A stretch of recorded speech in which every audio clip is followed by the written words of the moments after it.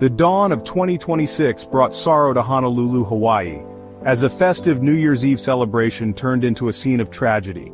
Illegal fireworks display near Waikiki Beach turned deadly, marring the holiday with a horrific accident. It is a stark reminder of the dangers that fireworks pose, especially when mishandled. The incident occurred just minutes after midnight, as many revelers were still out celebrating the new year. Witnesses reported a large explosion lighting up the sky, followed by screams and chaos. The illegal fireworks display, set off near a crowded beach area, resulted in numerous casualties and injuries.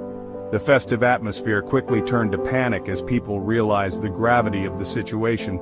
The sound of fireworks was replaced by the sirens of ambulances as first responders rushed to the scene. The incident sent shockwaves through the community, casting a shadow over the New Year's celebrations. The Honolulu Police Department has confirmed that 2 people lost their lives in the incident. Additionally, at least 22 individuals sustained injuries, with some in critical condition. The victims have yet to be publicly identified as authorities work to notify their next of kin. Medical personnel worked tirelessly throughout the night, treating the injured at the scene and transporting the more critical cases to nearby hospitals. The full extent of the injuries remains unknown, but reports indicate burns, shrapnel wounds, and other trauma. An investigation is currently underway to determine the cause of the incident and identify those responsible for setting off the illegal fireworks. Authorities are urging anyone with information about the incident to come forward and assist with the investigation. This tragedy serves as a heartbreaking reminder of the inherent risks associated with fireworks. While often viewed as a celebratory staple, fireworks are essentially explosives and should be handled with extreme caution. Even seemingly harmless fireworks can cause significant damage and injuries if mishandled.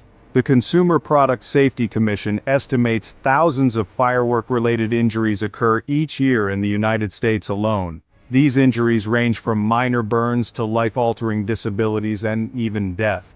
The most common injuries involve the hands and fingers, followed by the head, face, and eyes. It is crucial to remember that even legal fireworks can be dangerous if not used responsibly. Factors like alcohol consumption, lack of proper safety precautions, and unexpected malfunctions can quickly turn a festive occasion into a tragedy. As the investigation unfolds, our thoughts and condolences go out to the victims, their families, and all those impacted by this horrific incident. The loss of life and the injuries sustained serve as a solemn reminder of the importance of safety during celebrations. It is crucial to remember that celebrating safely is paramount. We urge everyone to prioritize safety by attending professional fireworks displays rather than risking personal injury with amateur use. Report any illegal firework activity to local authorities to prevent future tragedies.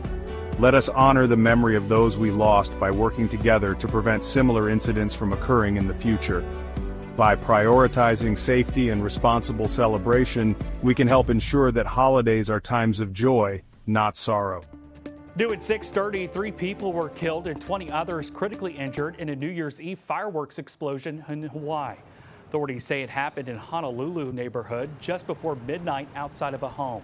According to the city's mayor, 2 people died at the scene, a third died this morning.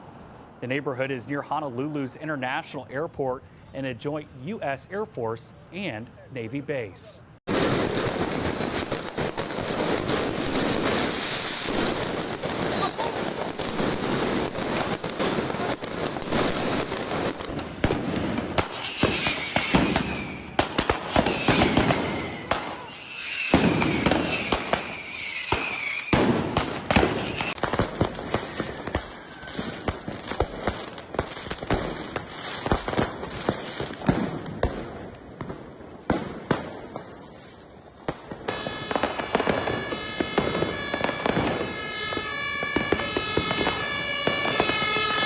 Feuerwehr ist hier. Was ist passiert? Unglaublich.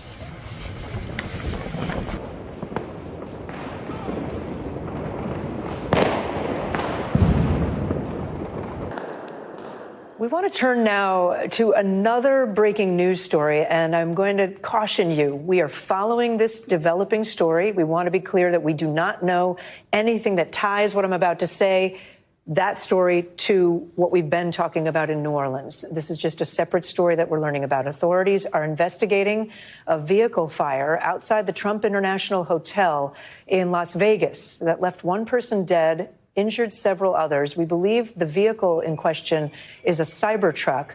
At a press conference this afternoon, authorities did not have any information on the cause of that fire. They said they have many unanswered questions. Here's some of what they said moments ago. I know you're looking for a lot of answers, and ideally right now we just don't have a lot of answers. We're going to continue to work as hard as we can over the next 24 to 48 hours. NBC News correspondent Emily Ikeda is following this story and joins me now. So, Emily, we played that soundbite. What else do we know at this point about what happened in Las Vegas?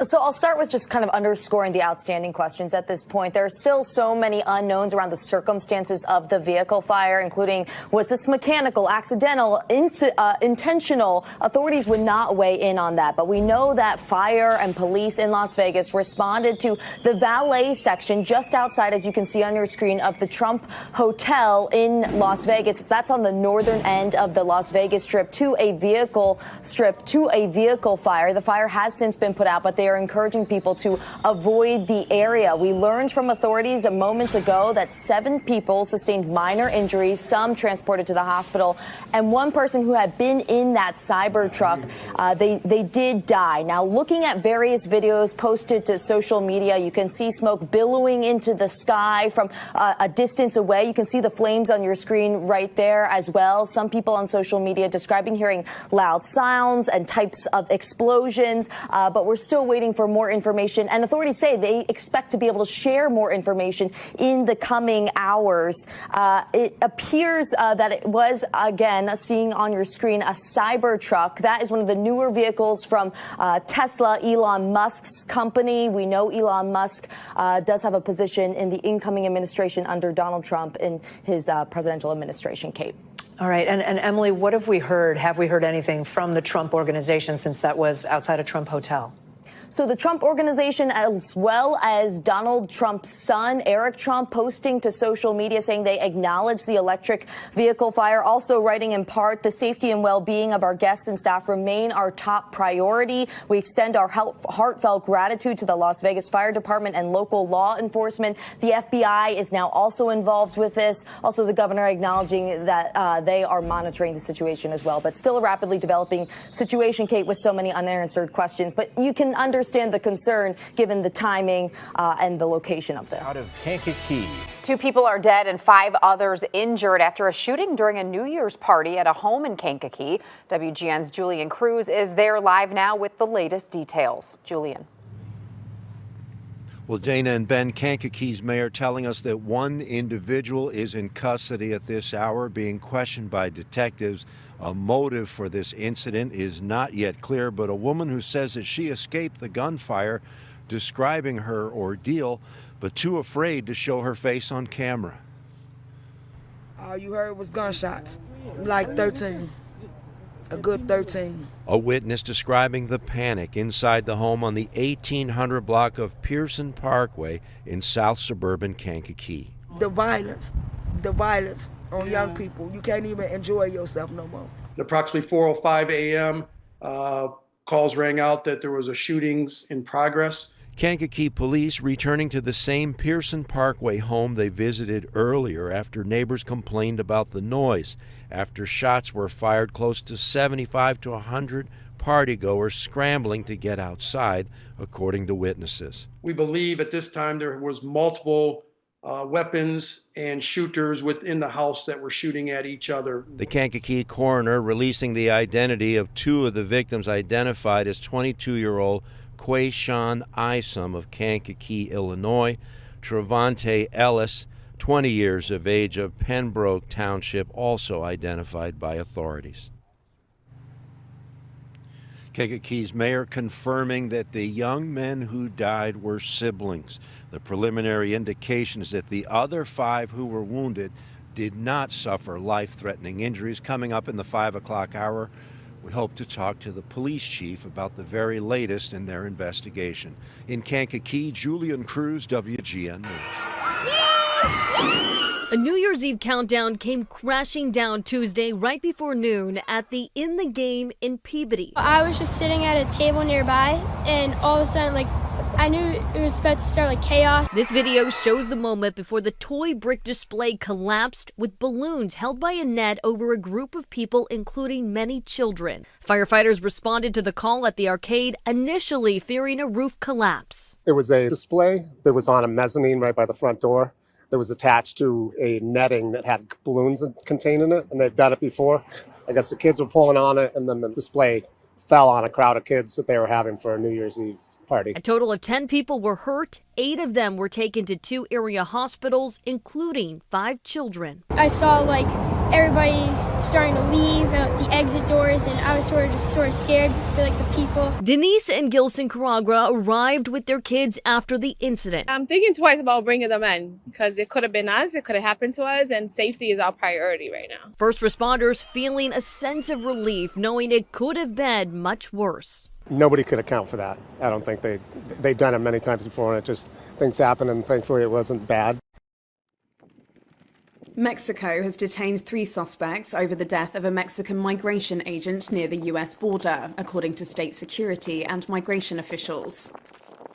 The slain agent was attacked at a checkpoint when he asked a number of foreign nationals for their identification documents, Mexican Migration Agency INM said. The checkpoint was just south of Ciudad Juarez, across the border from the city of El Paso in Texas. The incident marks a rare case of deadly violence against agents weeks before Donald Trump takes office. The US president-elect is expected to crack down on illegal immigration and try to restrict legal immigration when he returns to the White House. Hundreds of migrants waited in long lines outside an immigration office in southern Mexico on Monday. They hope to secure safe passage north and enter the US legally before Trump returns to power. Salvadoran migrant Jose Escobar. Like every migrant, we are afraid. But well, he knows what he is going to do with all of us entering legally. We're doing it in the healthiest and most feasible way possible to avoid mistakes, such as entering illegally. State investigators reported that the agent suffered a head injury and his body exhibited, quote, signs of violence. 2 Venezuelan men and a Colombian national were detained as suspects. The onset of the new year, fresh tensions have broken out between China and Taiwan after Xi Jinping sparked an uproar over his reunification remark. Earlier in the day, Taiwan President Lai Ching-te at the New Year's Day press conference said the island nation must be prepared for danger in times of peace or in times of peace and boost its defense spending. Being friends with the world through democracy is a way to ensure stability and peace. The safer Taiwan is, the safer the world will be. The stronger Taiwan is, the more solid the world's democratic defense line will be. Democracies should unite to jointly resolve the Russia-Ukraine war and conflicts between Israel and Gaza and safeguard the security of Taiwan Strait and Indo-Pacific.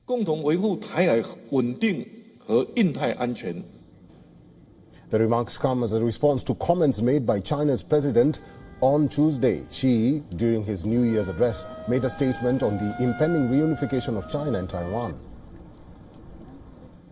The people on both sides of the Taiwan Strait are one family. No one can sever our family bonds, and no one can stop the historical trend of national reunification. Although Taiwan is autonomously governed, Beijing views the island as part of the country's territory.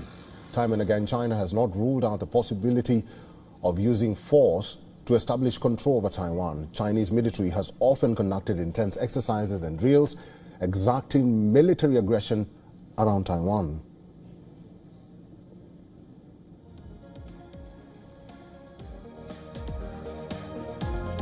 Let's take you to Europe now. In a desperate move, Ukraine today stopped the supply of Russian gas to several European countries, ending Moscow's monopoly on gas supplies to the European market. Russia gas has been reaching Europe through pipelines crossing Ukraine since the end of the Soviet Union back in 1991.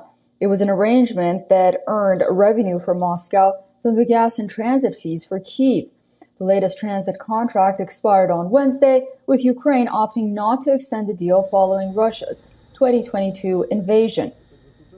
Kyiv praised the termination of Russia gas transit as a historic event, claiming it would have a negative impact on Russia's war machine as well as its finances.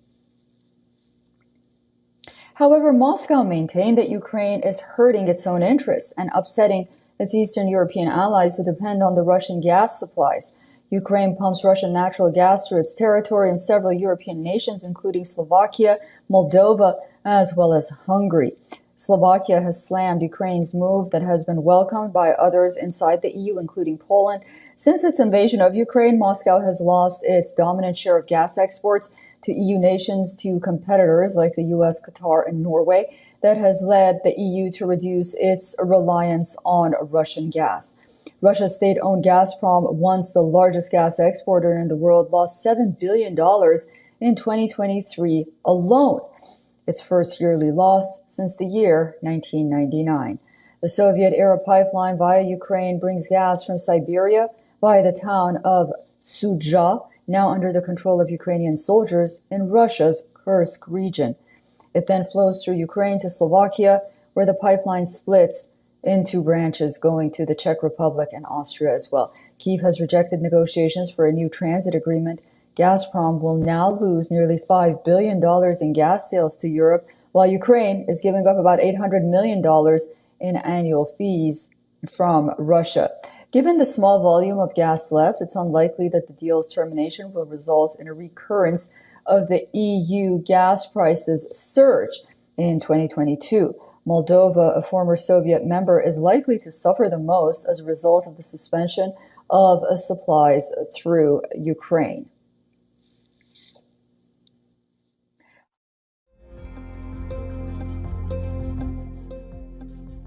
Turks.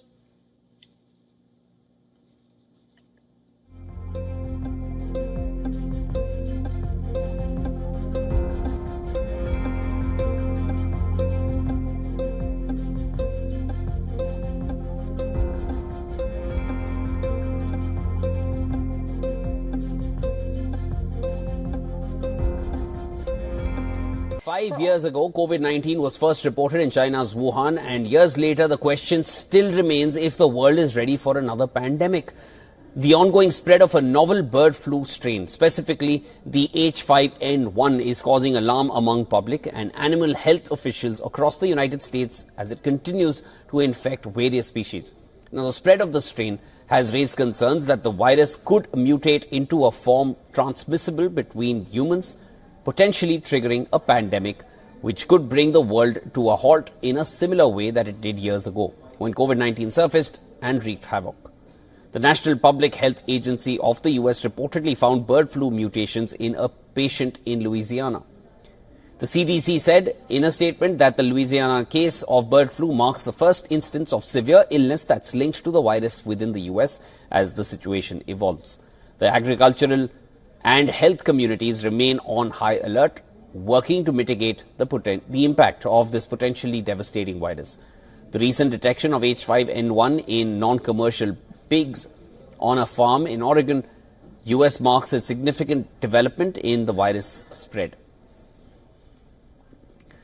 Recently, the CDC announced on the 18th of December the first severe case of H5N1 in the US. That patient had been exposed to sick and diseased birds in backyard flocks, whereas a notable case of a child in California marks the first reported instance of H5N1 in a US minor.